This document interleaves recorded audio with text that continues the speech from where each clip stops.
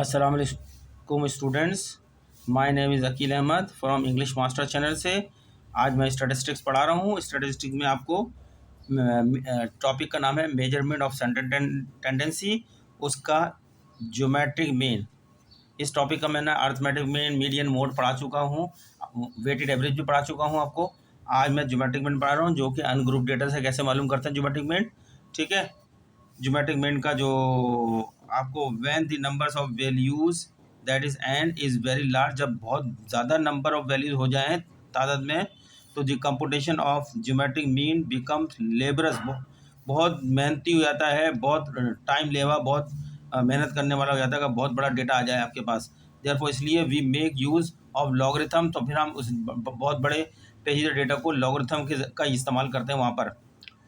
दस इस तरह दी फार्मूला बिकम एज, इस तरह उसका फार्मूला जो अनग्रुप डेटा में ज्योमेट्रिक मीन रियाजी की औसत। ठीक है, ज्योमेट्रिक मीन रियाजी होता है, अर्थमेटिक मीन हिसाबी होता है। अर्थमेटिक मीन हिसाबी औसत और ज्योमेट्रिक मीन रियाजी की औसत।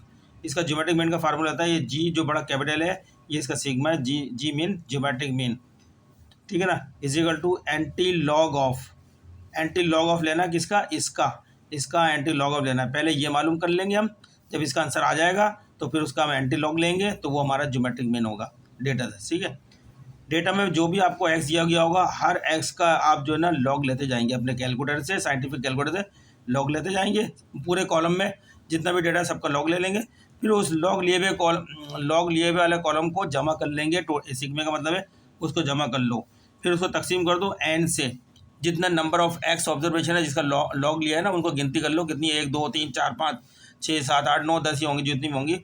तो उस एन वो एन होगा वहाँ लिख के उससे तकसीम कर दो, तो आपके पास जो आ जाएगा ब्रैकेट के अंदर जो फिगर आएगी लॉग की, फिर उसका एंटी लॉग ले लो कैलकुलेटर से। एंटी लॉग लोगे तो वो ज्योमेट्रिक मीन होगा। यही हम करके बताएंगे अभी आपको किताब में। ये पहला क्वेश्चन लेते हैं, पहले बता दें।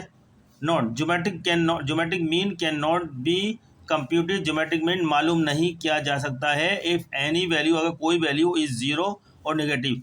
अगर डेटा में कोई वैल्यू ज़ीरो या नेगेटिव हो तो उसका ज्योमेट्रिक मीन नहीं मालूम किया जाता। ज्योमेट्रिक मीन सिर्फ पॉजिटिव वैल्यू का ही मालूम किया जाता है।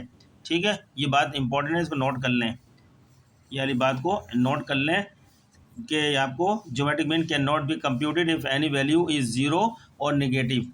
चलिए एग्जाम्पल है, इम्तान में इस तरह सवाल आएगा जैसे एग्जाम्पल में दिया है, फाइंड दी ज्योमेट्रिक मीन, मालूम करें ऑफ द नंबर। ये आपको दिए 1 2 3 4 5 1 2 3 4 5 6 तादाद में डेटा दिया है आपको।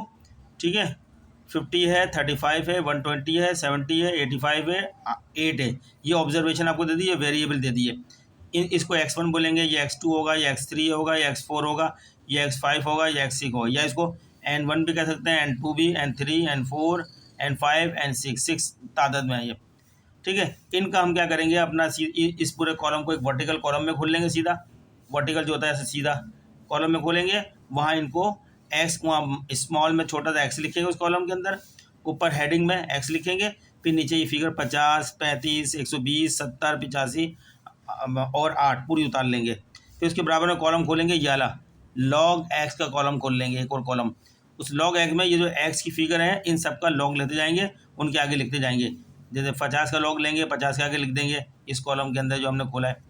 35 का लॉग लेंगे, उसके आगे लिख देंगे। 120 का लॉग लेंगे, उसके आगे लिख देंगे। 70 का लॉग लेंगे, उसके आगे लिख देंगे। 85 का लॉग लेंगे, उसके आगे 8 का लॉग लेंगे उसका। जब ये सारा लॉग आ जाएगा तो ये फार्मूला कहता है इस कॉलम का जब ये लॉग आ जाएगा सबका, तो इस सारी फिगर के लॉग जो आ चुके हैं उसका टोटल कर लो। सिग्मा में टोटल कर लो, टोटल आ गया।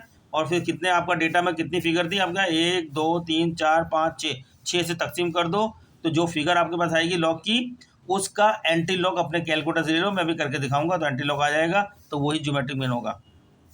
ये आपके सामने सवाल है, find the geometric mean of the arithmetic mean. यह अनग्रुप डेटा है, ग्रुप की शक्ल में नहीं है।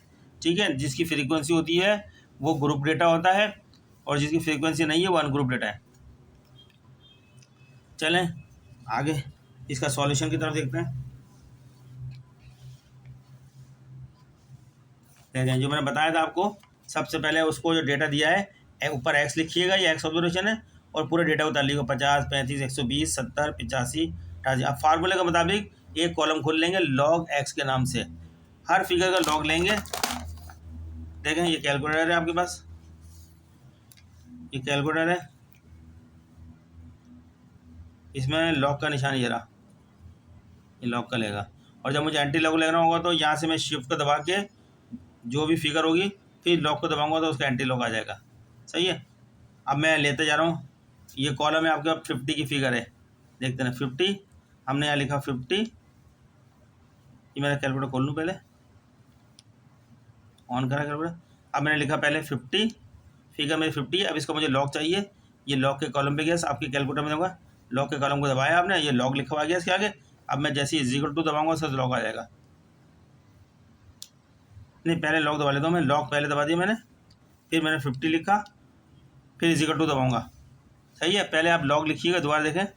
सबसे पहले आप लॉग की कॉलम लॉग को दबाएंगे, फिगर लिखने से पहले लॉग दबाया आपने, ये लॉग लिखा हुआ आ गया। फिर आपने ये सवाल में फिगर दी है 50, इस 50 को लिखेंगे, फिर 50 लिखी आपने। अब = दबाएंगे तो लॉग की फिगर आ जाएगी, ये आ गई 1.698970। ठीक है। तो आप इसको 5 तक ले लिएगा, पॉइंट के बाद ना 1 2 3 4 5, ये 7 तक ले लीजिएगा, 5 फिगर लीजिएगा बस पॉइंट के बाद का। ठीक है। पॉइंट के बाद से पूरी फिगर मत आएगा, पॉइंट बहुत लंबी हो जाएगी। हमने यहाँ पे ये 1.69897 ये आ गया, 1.69897। फिर हमने दूसरी फिगर है आपके यहाँ 35 है। सबसे पहले लॉग को दबाएंगे, ये लॉग दबाया, लॉग लिखा हुआ आ गया कैलकुलेटर पे, लॉग लिखा हुआ आ गया। अब लिखिए 35 लिखा हमने, 35 लिखा, = दबाया, ये लिखने के बाद अब हमने दबाया ये = का निशान दबाया, तो ये हमारे पास आंसर आ गया, ये log 35 का लॉग आ गया। क्या है आंसर? 1.54406804। लेकिन आप लिखेंगे पॉइंट के बाद 5 तक, 1.54406 तक लिखेंगे।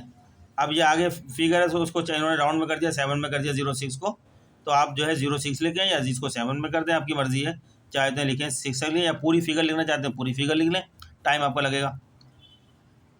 ठीक है, ये आपके सामने आ गया। इसी तरीके से आपने जो है पहले लॉग दबाया, अगली फिगर का 120 का लेंगे लॉग, पहले लॉग लिखा आपने, लॉग लिखा, फिर 120 लिखा, 120 लिखा, फिर ये = को दबाया, तो आपके पास आंसर आ गया लॉग का 2.007918। ये आ गया 2.07918। 5 तक फिगर ले ली, पॉइंट के बाद 07918, ये 5 तक फिगर ले ली, 2.07918। इसी तरह फिर 70 का चाहिए, तो पहले लॉग को दबाया आपने, लॉग दबाया, लॉग लिखा हुआ आ गया, उसके बाद आपने 70 लिखा, 70 लिखा, और उसको जैसे ही आपने = दबाया, ये कैलकुलेटर = दबाया, तो आपके पास आंसर आ गया लॉग का, ये नज़र आ रहा है आपको आंसर। क्या आंसर आ गया? 1.84510। अब यहाँ वहाँ 10 है, उन्होंने जो ना 10 कर दिया, 5 को इसको जो है ना 5 तक लिखने के बाद 09 है ना 80 आ गया, उन्होंने इसको राउंड 0 को 1 में कन्वर्ट कर दिया। ठीक है ना, क्योंकि आगे वाले को 1 समझ लिया, 98 पॉइंट है ना सर, तो 1 कर दिया, राउंड में कर दिया। आप चाहें तो पूरी फिगर एज इट इज लिखें, अपना टोटल करें, पूरी फिगर लिखना चाहें पूरी फिगर लिख लें, 5 तक 6 तक लिखना चाहें 6 तक लिख लें, जितना लिखना चाहें। इस तरह ये आपने पूरा कर लिया, 85 का लॉग निकाल लिया, 8 का निकाल लिया, सारी फिगर सामने आ गई है। आप क्या करेंगे, आप इन सब चीज़ों को लॉग को जमा करेंगे, आप कैलकुलेटर रखेंगे और जो है वहाँ लिखेंगे 1.69 नज़र आ रहा है आपको, 69897 प्लस 1.5447 प्लस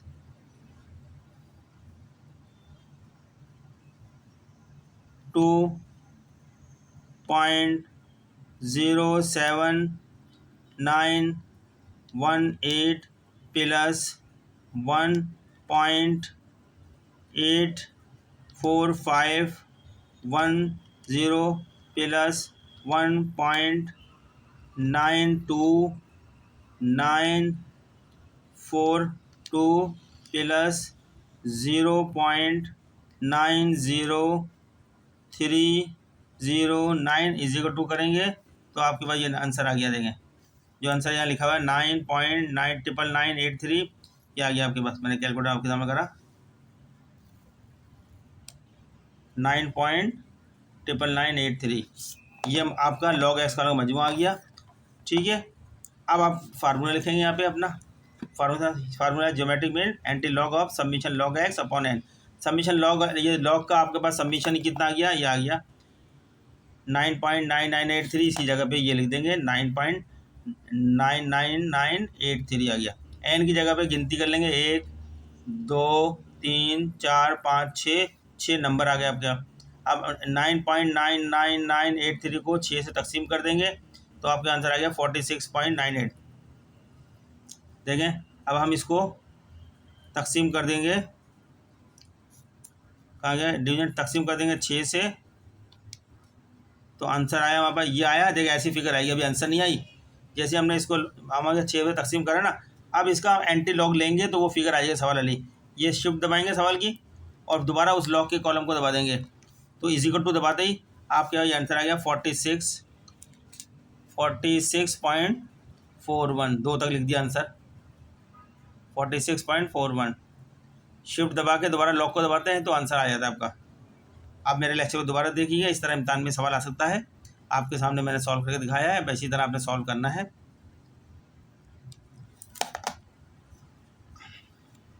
मिलते हैं नेक्स्ट लेक्चर में। बड़ा नहीं कर रहा लेक्चर को, छोटा ही रख रहा है।